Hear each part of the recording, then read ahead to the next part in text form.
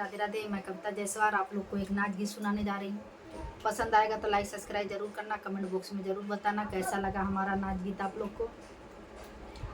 लाए लखनऊआ का साड़ी बदनई मोरी भारी भैली बा। लाए लखनऊआ का साड़ी बदनई मोरी भारी भैली बा।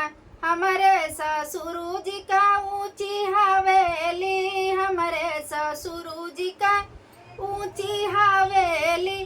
चढ़तई छूटई मोरी साड़ी बदनई मोरी भारी भैली बा। लाए लखनऊआ से साड़ी बदनई मोरी भारी भैली बा। लाए लखनऊआ से साड़ी बदनई मोरी भारी भैली बा। हमारे जेठ जी का ऊंचा कुआनामा, हमारे जेठ जी का ऊंचा कुआनामा।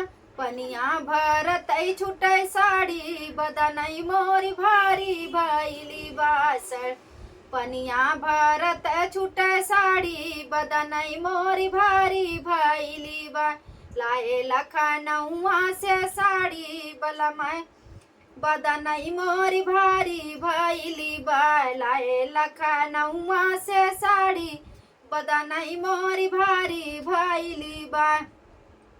हमारे देवर जी का बड़ा फुलवरिया, हमारे देवर जी का बहुत फुलवरिया।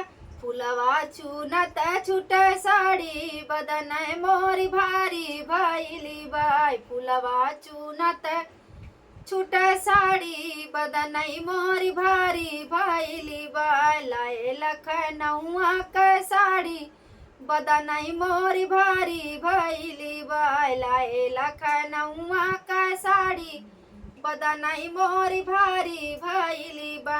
हमारे पिया जी का ऊंची सजरिया, हमारे पिया जी का ऊंची सजरिया।